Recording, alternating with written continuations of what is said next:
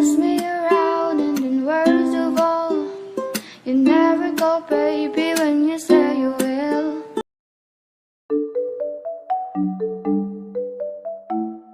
Halo semuanya, bertemu lagi di kelas Kimia Organik. Jadi pada kesempatan kali ini, kita masih akan membahas tentang materi alkana. Di mana pada pertemuan kali ini, kita akan memfokuskan kepada isomer dan physical properties. Baik, berikut adalah materi yang akan kita bahas. Jadi yang pertama ada isomer. Jadi di sini nanti kita akan membahas jenis-jenis atau kind of isomer. Kemudian kita membahas bagaimana cara menentukan suatu isomer dari rumus molekul yang diketahui.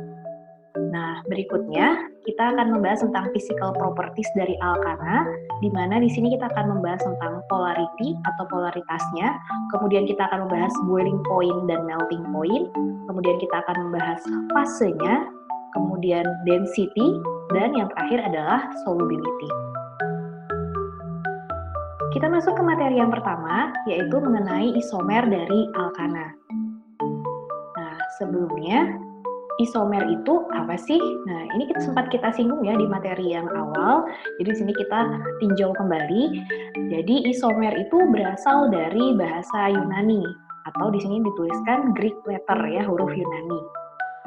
Nah, isomer itu terdiri atas dua kata, yaitu isos dan meros. Dimana kalau isos itu artinya the same, kalau meros artinya part. Berarti artinya adalah the same part. Nah, definisi isomer di sini berarti suatu senyawa compound that have the same molecular formula. Jadi suatu senyawa yang memiliki molekular formula yang sama but different in structural formula. Tapi strukturnya berbeda. Nah, kalau isomer itu kita klasifikasikan, jadi di sini terdiri atas dua kelompok besar, yaitu struktural isomer dan stereoisomer. Nah, untuk struktural isomer yang termasuk di dalamnya itu adalah chain isomer, kemudian position isomer, kemudian functional group isomer, metamerism, dan tautomerism. Sementara untuk stereoisomer yang termasuk di dalamnya itu adalah geometrical isomer dan optical isomer. Nah, di sini kalau struktural isomer itu bentuk dua dimensi, sementara kalau untuk yang stereoisomer itu akan baru tampak pada bentuk tiga dimensinya. Baik, ini definisi lebih lanjutnya. Jadi tadi struktural atau constitutional isomer, definisinya itu berarti suatu senyawa yang memiliki same molecular formula dan have different in structural formula. Jadi mirip dengan definisi isomer yang awal tadi ya. Nah, kemudian kalau untuk stereoisomer, di sini senyawa tersebut have same molecular formula, rumus molekulnya sama, same structural formula, strukturalnya juga sama. Terus bedanya di mana? Nah, di sini bedanya adalah special arrangement of the group. Nah, jadi perbedaannya ini akan tampak jelas dalam bentuk tiga dimensinya. Dan biasanya stereoisomer ini dimiliki oleh senyawa yang memiliki gugus fungsi.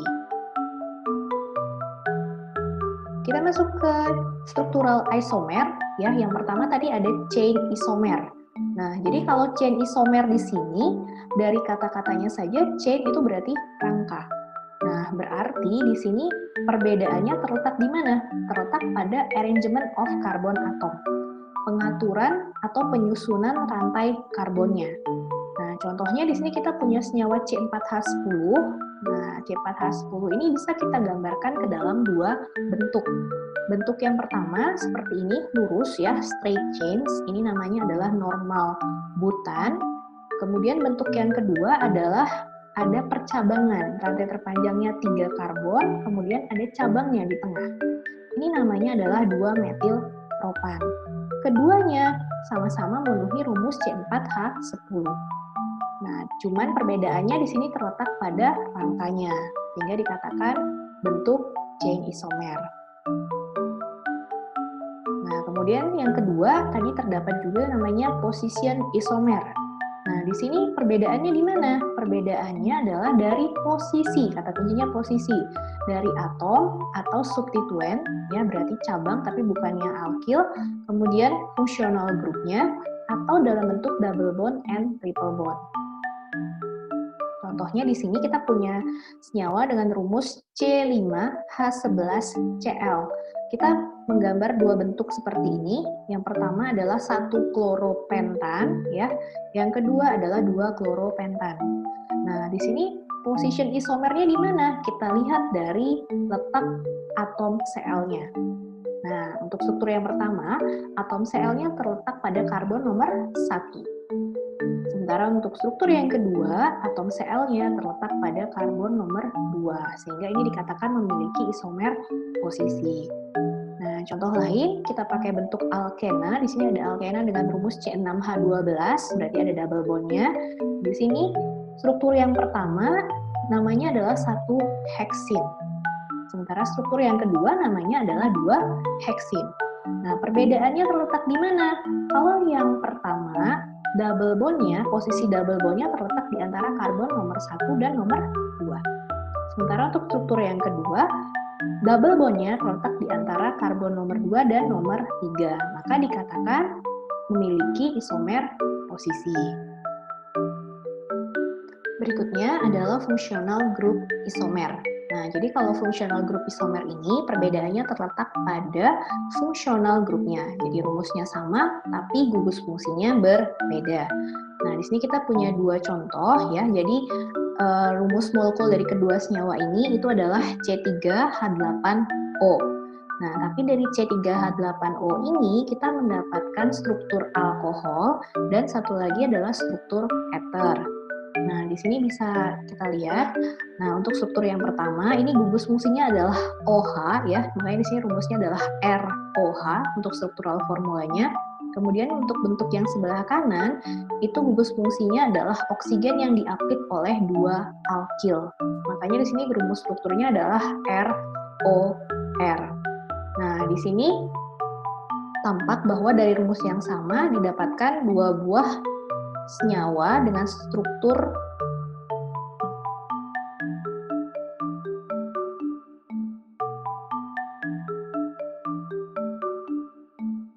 berikutnya kita masuk ke functional group isomer. Nah, jadi kalau functional group isomer ini perbedaannya terletak dari gugus fungsinya. Rumus molekulnya sama, tapi gugus fungsinya berbeda. Nah, di sini ada 2 buah contoh senyawa, di mana senyawa yang sebelah kiri ini adalah senyawa alkohol yang berisomer dengan yang sebelah kanan ini adalah senyawa ether.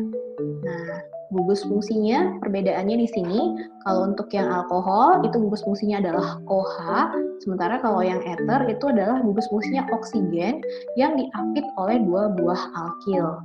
Oleh karena itu di sini alkohol rumusnya adalah ROH ya, ini alkilnya berarti Cr, kemudian kalau ether ROR, oksigennya diapit.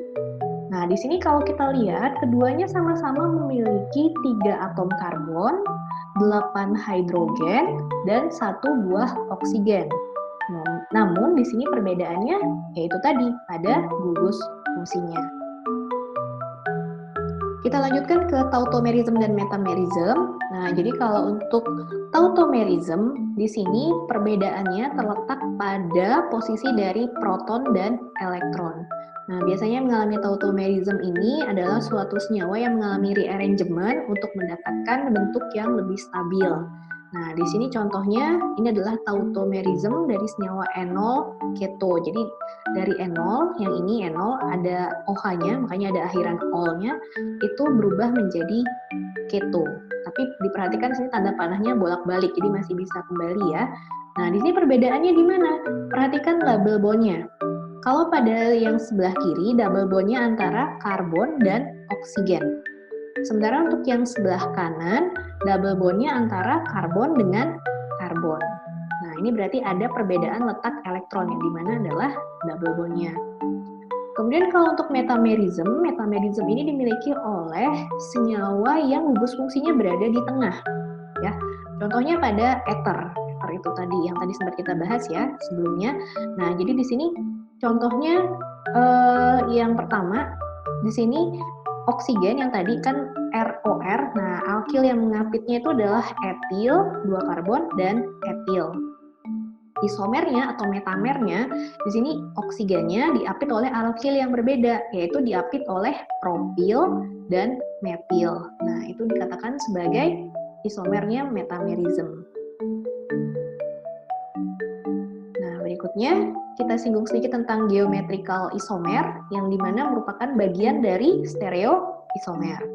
Nah, geometrical isomer biasa juga disebut sebagai isomer cis-trans, ya, cis-trans isomer. Di sini perbedaannya terletak pada arrangement, pengaturan dari groups, ya, dari kelompok yang terikat pada karbon double bond. Berarti geometrical isomer ini dimiliki oleh senyawa alkena yang memiliki double bond. Nah, ini contohnya. Nah, kita perhatikan yang terikat pada karbon double bond-nya, ya. Di sini ada groups yang kita sebut itu, kelompok itu tadi. Jadi ada kelompok hidrogen dan ada kelompok metil. Nah, ini juga sama, penyusunnya sama, kelompok hidrogen dan kelompok metil. Perbedaannya di mana? Nah, perhatikan. Di sini metilnya terletak pada sisi yang sama. Ini kita bagi dua, bagian atas, bagian bawah, metilnya berada pada sisi yang sama. Sementara yang bentuk berikutnya, metilnya berseberangan. Begitu pula dengan H-nya. Nah, ini dikatakan memiliki isomer geometri. Penandanya dari namanya juga berbeda. Jadi untuk yang bentuk sebelah kiri namanya ada awalan cis. Cis itu berarti sama pada sisi yang sama, cis 2-butin. Kemudian untuk yang bentuk sebelah kanan, karena berseberangan, penandanya adalah ada awalan trans, yaitu trans 2-butin. Nanti ini lebih lanjut kita akan bahas lebih dalam pada saat materi alkena, ya. Nah, berikutnya yang terakhir adalah optical isomer, di mana optical isomer ini juga merupakan bagian dari stereoisomer. Nah, jadi optical isomer ini merupakan suatu molekul yang bisa memunculkan dua buah isomer yang dikatakan di sini non superimposable. Nah, ya, maksudnya di sini adalah ada dua buah senyawa, tapi kalau ditumpuk itu tidak akan sama persis. Jadi kalau kalian misalkan berdiri di bawah sinar matahari, ada bayangan, kalau kalian jatuh ke bayangan kalian kan posisinya pasti akan sama persis. Nah, tapi kalau non superimposable berarti itu tidak sama persis, padahal sama. Oke, kemudian mirror image of each other, just like left hand and right hand. Jadi ilustrasinya seperti ini, kita punya tangan kanan, kita punya tangan kiri, ya. Nah, kemudian kalau misalkan ini kita tumpuk, pasti tidak akan bertemu antara jempol dengan jempol, tidak.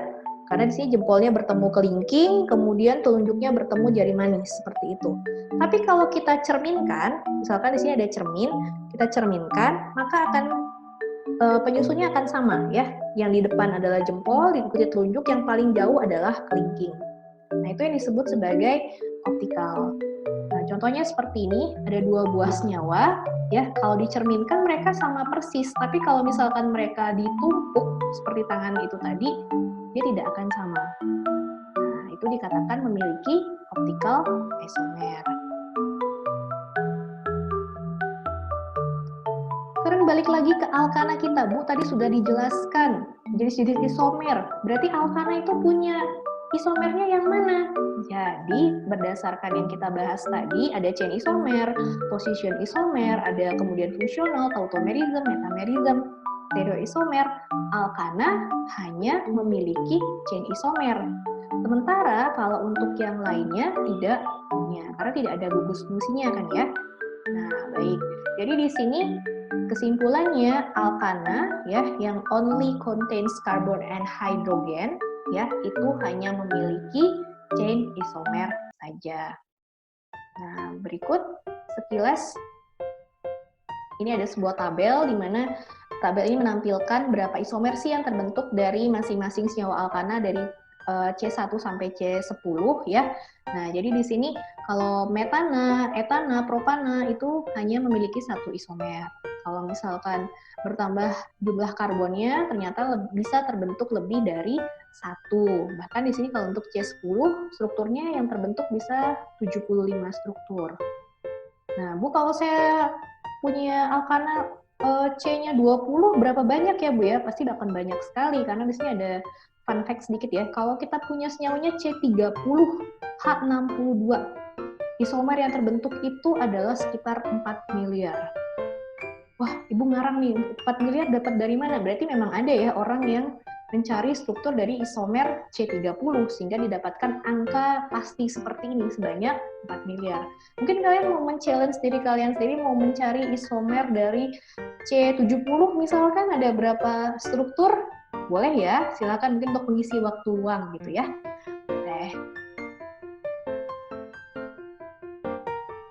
Kita belajar sedikit bagaimana sih cara menentukan isomer. Kita mulai dari rantainya pendek dulu ya, yang tadi.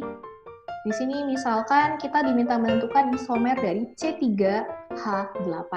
Nah, langkah menggambarnya bagaimana? Yang pertama, kalian gambar bentuk seperti biasa dulu, standar. Ya, bentuk standar, bentuk lurus aja, lurus. Nah, di sini 3 karbon, pastikan ada 3 karbon karena permintaannya 3. Kemudian setelah itu tuliskan namanya. Nah, tuliskan namanya. Oh, ini Ibu berikan kode dulu sedikit, kode A, B, C ya. Karbon yang A, karbon B, karbon C. Nah, kemudian nama senyawanya adalah normal propan atau propan saja boleh. Nah, kemudian ada kemungkinan lain nggak struktur yang terbentuk dari C3H8 yang lurus ini? Misalkan yang ujung C kita potong, karbon yang C kita potong, kita pindahkan misalkan ke B. Sehingga bentuknya seperti ini. Apakah menjadi sebuah struktur yang baru? Kita lihat, ternyata bentuk ini bukan merupakan struktur yang baru karena namanya pasti masih sama. Ya, bukan 2 metil etan atau 1 metil etan, tapi namanya adalah masih normal propan. Gitu kan, karena mengikuti rantai terpanjangnya. Gitu.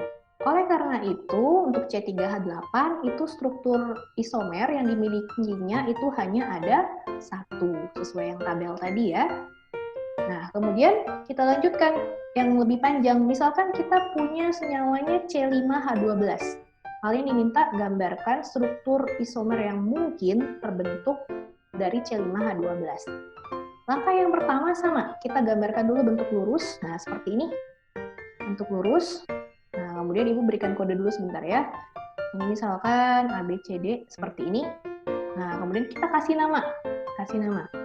Namanya adalah normal pentan. Nah, berikutnya, langkah berikutnya untuk menentukan struktur berikutnya, misalkan Ibu potong yang karbon E. Karbon E Ibu pindahkan ke B misalkan. Jadi ada cabang di B. Sehingga bentuknya seperti ini. Nah, ini apakah C5H12? Iya, betul. C5H12. Nama senyawanya adalah 2-metil butan. Bu, kalau misalkan saya pindahkan ke A, bisa jadi struktur baru juga loh, Bu. Oke, misalkan seperti ini. Nah, coba dicek kembali apakah ini betul struktur baru. Nah, kalau kalian lihat lebih teliti lagi, ini ternyata bentuk ini tidak jauh berbeda dengan normal pentan, karena masih sama, 1, 2, 3, 4, 5. Itu ya, cuman berbeda cara menggambarnya aja, tapi ini masih normal pentan. Nah, jadi kita potong ujungnya, kemudian kita pindahkan ke karbon nomor 2.